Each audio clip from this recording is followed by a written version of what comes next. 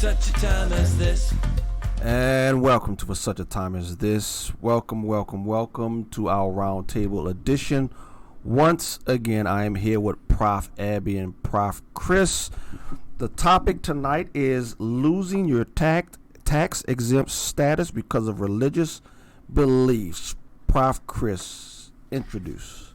Last week during the Democratic debate, it was Beto O'Rourke who came out and said churches should lose their tax-exempt status if they oppose same-sex marriage. And I'm not quoting, but then the next day he doubled down on CNN, I believe. Yes. MSNBC. MSNBC. I think it is. Let's play the clip. So that is how you would thread the needle, because I'm sure you understand there's a lot of concern that a policy like that, even people of good conscience who agree with you on the underlying point, that conservative black churches, mosques, Islamic organizations, Orthodox Jewish communities, a number of religiously affiliated HBCUs, they could all lose their tax-exempt status under such a plan. To be specific, the way that you practice your religion or your faith within that mosque or that temple or synagogue or church, that is your business and not the government's business.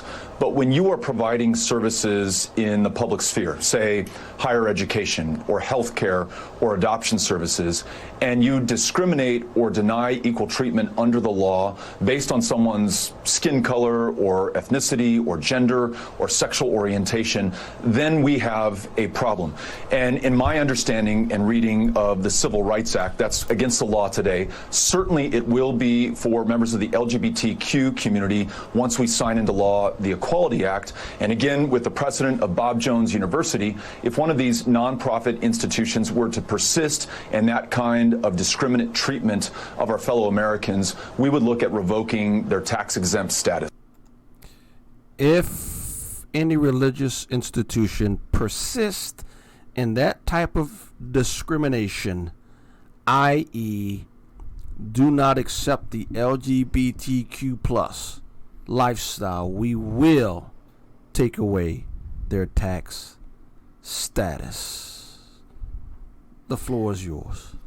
Wow. The one thing I do have to say is I'm impressed that he actually said what he believed instead of dancing around it, like the other candidates are dancing and supposedly distancing themselves from him, but they believe the same thing. They would do the same thing. Who's distancing? Who's on the record distancing themselves from him? Is there? None of the people during the debate, none of the other candidates agreed with what he said. Oh, they didn't? I didn't see that. I can't stomach No. that. I didn't see it. What did they say when he brought this up? How did they respond? That's not what we would do. Things like that. Oh, that's what they. Okay. Yeah. Okay. But on the other hand, it's interesting that tax-exempt status, boy, has it become a weapon. The IRS has become a weapon, and for a long time it's been a weapon. It's just now, it's almost a breath of fresh air to be told, I'm going to use this against you, so that you now know what these people are really thinking, what they really think. When I was a kid, the Democratic Party and liberals were, I don't like what you have to say, but I'll defend your right to say it, to now it's, oh no, I don't like what you have to say, what you believe, what you do, and I'm going to throw you in jail and take your tax-exempt status away. That's dangerous, but at least I know it now, and they're not pretending. That's the only thing I can say is positive about the situation. Yeah, that's it. And Prof. Abby, how can you defend the Democrats? Because we know you love the Democrats so much. How do you defend the Democratic Party? Oh, don't make me scream. I'm going to scream or I'm going to cry. Again, I throw the challenge out there. If anybody can come up with one thing the Democrats are right about, please contact us because I haven't found it yet. But let me say this too. Yes, this is a weapon to get Christian, in particular, Christian institutions in line. But if that Equality Act that the House passed actually ever made it through the Senate, it would make discrimination just flat out illegal. No, that's not Nope, true at all. that is true. No. You can discriminate against Christians. You can Okay, discriminate I'm talking against about Christians. discrimination Yes. against LGBTQ Correct. plus Okay. whatever letters they want to add on the end of it. Correct. Today. You know what? I think they may have overreached a little bit, because one thing you can say about the false religion of Islam, they will not cave on this. And when they pass this Equality Act, I want to see how many mosques they march into. Well, I want to see how many people investigate mosques at that point. Ah, there you go. They won't even investigate it. No. Is that what you're saying? It's like the course Johnson not. Amendment and black churches. Isn't it, Pastor James? Oh, that's right. But here's the thing, though. They have never really, the government has never really shut down anybody because of that. No, they You have see what I'm not. saying? You're right about they that. just used the threat, and I think, for those of you who don't remember, I grew up not understanding that there was such thing as separation of church and state that people actually practice. Because growing up in the black community, that's how you started your political career, in the church. So when I moved here to the northwest suburbs of Chicago, and people predominantly in the white community would say that you can't speak on political issues because you will endanger your ISR status, tax-exempt status, I was dumbfounded. I had never heard of this before in my life. And you've never seen it practiced either. Never seen it practiced. When I first came to Chicago, No one's ever been punished for it. no either. one's Right. ever been punished of it. But you know what? The more and more I think about it, and tell me what you think, Prof Abby.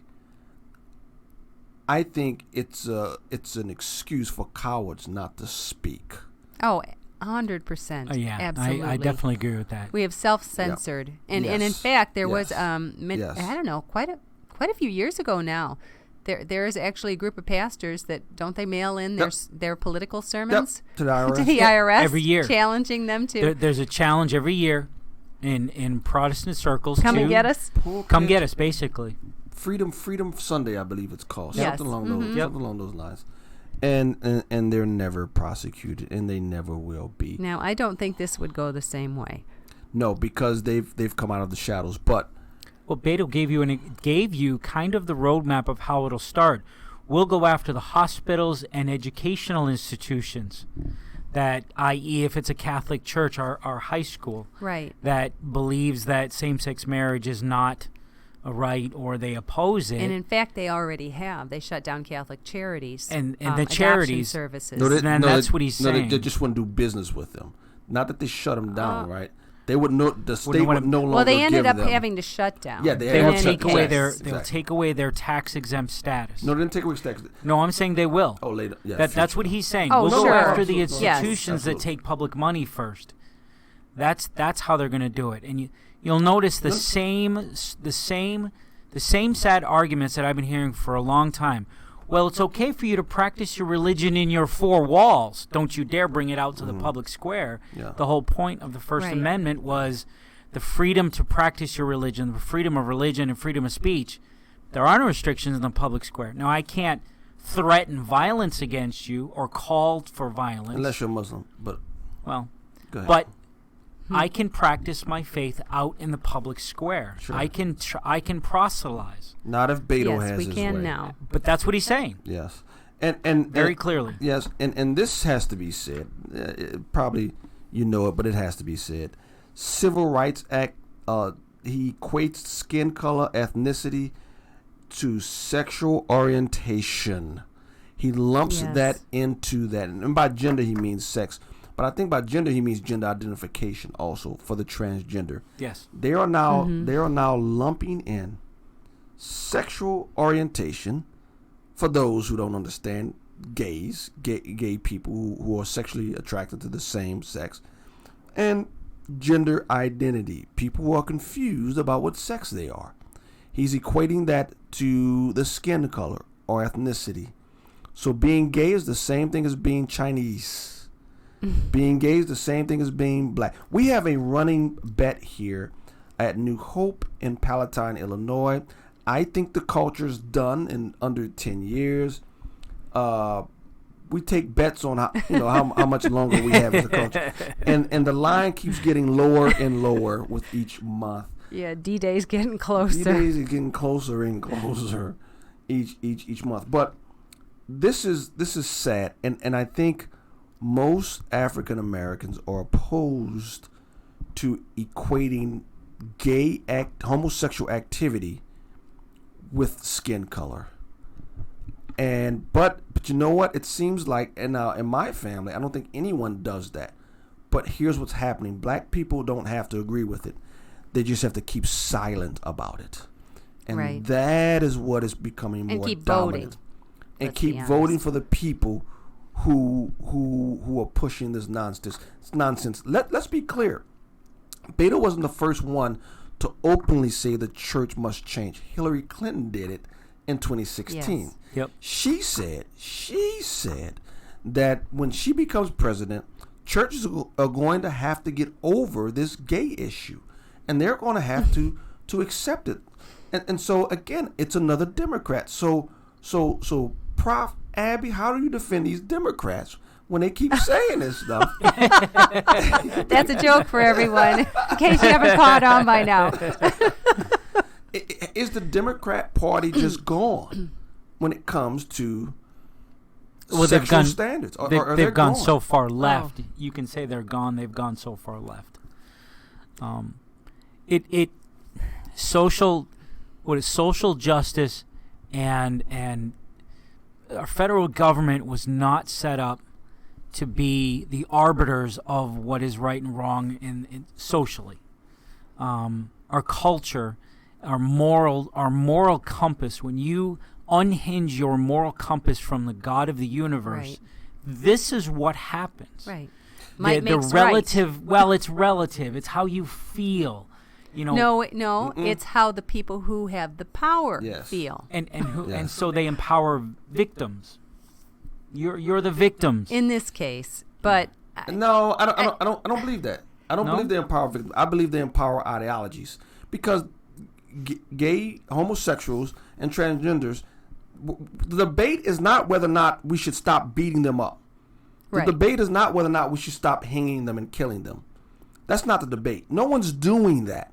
The debate is whether or not they should be walking into showers with the opposite sex. They're not being oppressed. They're doing the oppressing. Exactly. Right? And so I don't think that's the issue. I don't think that was the issue from the very beginning. Oh, no, it wasn't. And in fact, I remember having a conversation with you when we first met, and I showed you what was going on in the schools. Yeah. And I sat down with you and another pastor, and I said, this is the tip of the spear that is going to be used to come after the church. And that was, 12 years ago? The camel's nose under the tent. Another good analogy. Either way, it was obvious then where this was headed. I didn't see it. You didn't, but it was obvious to me because... I totally agree with you, Abby, that this is just the beginning. And the goal is the church. To wipe out the church. That's who they target. Drive the That's church who they underground. run around the country looking to sue. Yep. They don't find Muslims to sue. They find Christian business owners to sue and Christian institutions. You saw the YouTube personality go into a Muslim bakery pretending to be a gay man ordering a cake, and they said, no, we don't do that. Nope. And no one called for that bakery. No one, nothing. To be brought up on charges. What was going on in the schools, I did not see it, but I saw it from the homosexual movement many, many years ago, that it ends not with gay weddings. That's not where this movement ends. This movement ends, and I saw it back then, this movement ends with the utter destruction of the church in America. Yes. That's where it ends. And most people don't realize that. That's what's happening. They don't care about marriage. Clearly, because they've had it for several years now. And it's still not happening. And it's still not enough. No, it's not. It's not. They want the destruction. They want the church to swallow that which the true church, can never swallow. And that's how they're going to end it. I didn't realize they were going to use this issue in schools to obliterate the church. And it's happening. So what should be our response? Let's focus on the Christian angle here. What should be our response to this foolishness, to Beto, to Hillary, to Abby's Democratic Party. What should be the response to this thing? Oh, one more thing. Beto says this also. I think Prof Chris brought this up, that they don't mind you practicing your pure religion in your four walls. You just can't go outside with it. Right. So when you go to that little building on Sunday morning, they don't care if you hop around and speak in tongues and roll on your head and roar on a lion. They don't care if you do any of that stuff. They don't care what you say. Just keep it in those four walls. You can't put it on social media. You can't believe it. You can't practice it in your business. You can't bring it into your schools, because he said you can practice it in your church, but any social services in the public square, you can't take it to your job, your business. Nope, it's just relegated to that brick and mortar on Sunday mornings, but you can't live it out. How about this? How about you keep your sexual deviance in your bedroom, but don't take it out the bedroom. Out of the bedroom and into the schools. Exactly. Is where it is they now. can do that. They can take it out of their four walls and make it policy in the schools and businesses and even in Congress. They can take their beliefs and implement it in the public square. But for some reason, Judeo-Christian views cannot be implemented in the public square. Look, I think I have some radical views, but I'll save mine to the end. What should the church do? Not only the church as the organization, the pastors and the elders and the deacons. What should Christians do? What should be our stance? Because this is only the beginning. And let's be honest, they all believe it. It's just Beto has enough courage to actually say it. How should Christians react? Well, I was just going to say we have to be faithful. I think every real Christian is going to say that, and that is the question. And I just wanted to say that because universities, Christian universities, are on the front line of fire with this. Maybe. So they've actually been several years they have been thinking hard about this, and one of their solutions has been Abby. They've been caving. Okay, yeah, Hank. Yes and no. Some of them, probably most of them, but it's called the Fairness for All legislation, and this is legislation that would add LGBTQ rights to federal civil rights laws in exchange for religious exemptions. And you hear this again and again as if it's some sort of a victory. So, in other words, they will support federal law that will add rights. In other words, take free speech and conscience and religious freedom away, as long as they get their own institutions exempted. I don't understand. So an institution it's crony gets capitalism is really the way to describe it. So they're not going to make a fuss about it so long as it doesn't touch them. Correct. Pretty much. Just write an exemption for Christian universities or for our university in particular, whatever, and we'll support you passing this law. Support or not fight? They filed amicus briefs on religious freedom cases, so I'm going to say support. No Christian can support that. I know. And here's what I would say, too. Like I said, they've caved. Okay, That's and a cave. let's think clearly about this for 2 seconds. The only thing that matters is for individual Christians to have rights. Religious freedom, freedom of conscience, freedom of speech. If individual rights are protected, it protects our institutions by default. Yep. And somewhere along the line, I don't want to say we forgot this. How can you forget that? That's so obvious.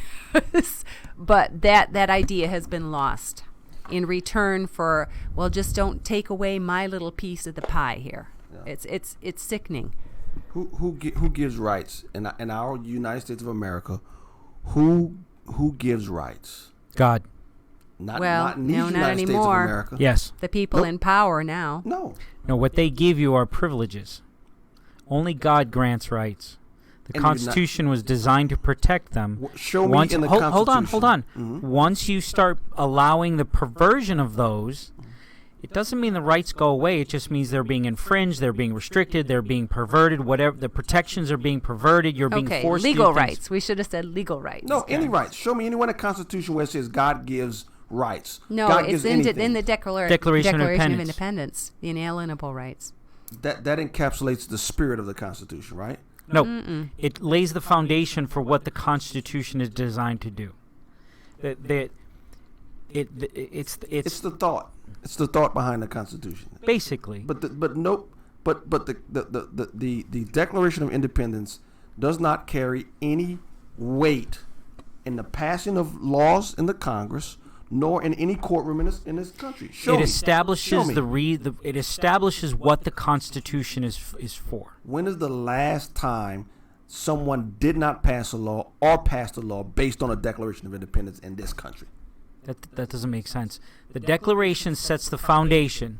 Who uses we it, hold Chris? these truths to be self-evident, that all men are created equal and they are endowed by their Creator with certain unalienable rights. Who uses it? Then the Constitution comes around and establishes governments, puts the chains on the federal government, and the first 10 amendments say no law, Congress cannot establish any law that violates the freedom of speech, freedom of religion, freedom of the press, the right to keep and bear arms shall not be infringed.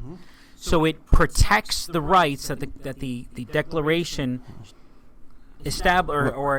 clarifies. God has granted these rights to you. The Constitution says, government, you cannot infringe on these rights. And our government did at one time actually acknowledge that we had rights from God, and they no longer do that because they've gotten rid of God. Correct, and I agree. The Constitution, what it is today, it's a perversion, and it's just a piece of paper. It doesn't mean anything. Yeah, and what I'm saying is, So as a Christian, the right response. Christ was crucified for your sins. Okay. And that's what we focus on. We stand up for His truth. Well, so that means you hate gay people. No, I don't hate anybody. God told me, Christ told me to love people. And it would be horrible to not tell people, you will be judged as I will be judged at the end of my life. And there is nothing that I have done or will do that will save me. But it is my faith in the grace of God, in the blood of Christ on the cross that has saved me, my eternity. That's what matters. So what should Christians do when faced with a Democratic Party that is going to take away all of the tax-exempt privileges of religious institutions that don't fall in line? Do we give them away? What do we do? If it's going to come down to it's going to happen, are you suggesting it's going to happen? We're right on the cusp of it. If it happens, yes. Okay. Well, the first thing we do is we talk amongst those who are around us, and hey, do you think it's right to take away the tax-exempt status for churches just because of this stance? Beto O'Rourke gets elected president. He puts this in place, and Congress has to put the law in place. He can't write a law. Oh, Prof. Chris. Oh boy. You see, you keep operating. You keep operating in what should be instead of what is. That's how it does. What law has anybody president put in place? You know what they're trying to what? do? Right now it doesn't matter. They don't have to and put into place. Prof. Chris, they don't What have law? to. What they're trying to do right now with these three cases that are before the Supreme Court is simply change the definition of sex. Which will change the law. Change the law. Supreme Court, but which president has put in a law or changed the law? What difference does it make? Obama. No. I'll answer branches. it. No, I'll answer it. Obama did. different Obama branches. did with immigration when he did the Dreamers and all the other stuff. He did it by executive order, and they followed it. Because Congress didn't have the guts Agreed. to go after him and impeach him. Agreed. Okay. Agreed. My point is, and so now they're going to take away the tax-exempt status of our church because we won't put up with that. I will rejoice, for if my master was persecuted, we are no better than our master. We will. So be does that mean you persecuted don't too. fight it? I didn't say don't fight it, but how do we fight it? We've already That's the fought it. It's question. already being imposed. Yeah, and that's on what us. we were actually that's the question. what we were trying to talk. And in fact, actually, I listened to a podcast the other day about some churches who are purchasing commercial buildings. And going, they're no longer utilizing the 501c3 tax-exempt status. They are becoming for-profit. They are renting space in those buildings to businesses, et cetera, et cetera. So churches are already starting to think about this. They see the writing on the wall, and they're making plans, which I thought was real interesting. I heard that 15 years ago. Because if they pass it, you will have a fire sale on 501c3 properties, and you're going to get pennies on the dollars. That's right. Of what you could have gotten before. Maybe we need to sell our property. What do you mean pennies before on the dollar? fire sale? Before they all get dumped on the market. That's right. If they know New Hope Community Church, supply will go through the roof. Absolutely. Depends though. Location. Look well, where the we better are. ones. Well, put it this way: when Beto gets elected, you're gonna have a bunch of people, visitors. Well, if Beto doesn't, sooner or later, someone of Beto's ilk I will don't get see elected Beto in the next doing 20 it, years. but Because the handwriting's on the wall, the culture's already gone. Yeah. You're gonna have some visitors that's gonna say, "Oh, New Hope only has X amount of people. They can't pay these property taxes. Oh, this property will be up on the market real soon." Of course. And instead of getting the $1 million we could have gotten for the property, it's going to be in distress. Any property in distress will not get what it would have gotten if it wasn't in distress. So instead of $1 million, we'll get 100,000, right? Or 200,000, because they know they don't have to do business with us. All they got to do is wait for a little while till we can't pay the taxes, and then they'll fight it out in the auction. Here's an even better crazy thought. Eminent domain. Take over the church property for public use and then sell it to somebody who would pay higher property taxes. Yeah, I'm not as worried. I know that's Keller happened. versus Connecticut. I know that's Happened in happened, Connecticut. and it was That'd be a horrible. push. Yeah, that'd be a push. But I like don't the think that's crazy the way it'll ideas. That's why I happen. throw it out there. All right, running out of time. Prof. Abby, anything else you want to say along these lines before I drop the bombshell and probably get us barred from YouTube? No, I don't want to stand in the way of that. Please carry on. I believe there will be a civil war in this country soon. I believe it has already started. I believe what you are seeing is an open attempt for a coup d'etat. Whatever you think about Donald Trump, there is not enough evidence to impeach the man. He's immoral. Got it. He says he's a believer, but there's serious red flags on it. Okay, you can debate that. There's nothing to impeach the man. They're trying to remove the man because they're afraid they can't beat him in 2020, next year. So what should the Christians do, knowing that the Democrats are coming down the pike one way or another, sooner or later? I think Christians need to prepare for civil disobedience. Because at some point, they're going to ask us to do things that we just simply can't do, and we'll be right back in the Roman arenas. It's coming. Here's the difference between us and the Christians in Rome. We have the Second Amendment. And I ain't going to no. That's always your fallback, isn't it, Pastor James? Sure. I'm not going to no Christian arena willingly. You and Mike Adams. Back then. Every time they do something, just buy more ammo. Hey, you ain't supposed to say that on air. I was just quoting Mike Adams. So, hey, look, it's coming. It's only a matter of time. The handwriting's on the wall. Even the best of quote unquote Christians in our culture, they're caving to clear heretics. If you've listened to this show, yeah, I mean, there is just our leaders are awful. They're awful. Christianity is just going down the tubes. It's only a matter of time. I think we need to prepare for civil disobedience, or a collapse in the federal government. It's coming. Handwriting's on the wall. It's on the wall. So, any last words? That's my bombshell. I don't know if it's much of a bombshell, but anyway. Any last words? Not a bombshell for those of us who know you. Yeah, I know. Exactly. But again, and I'll say it again with heavy heart, with glad heart. It's Christ crucified. That is the hope. That's our hope. That's what we look forward to forever. All of this is temporal and temporary, and that's what I pray that we as Christians we focus on. That's the main message. All these things are happening, but how can we have peace in turbulent times?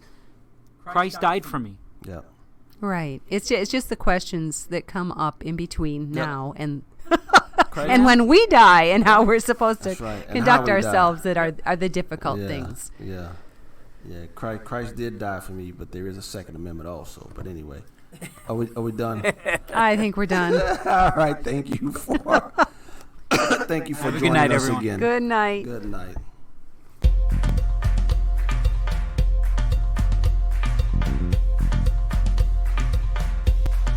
Such a time as this.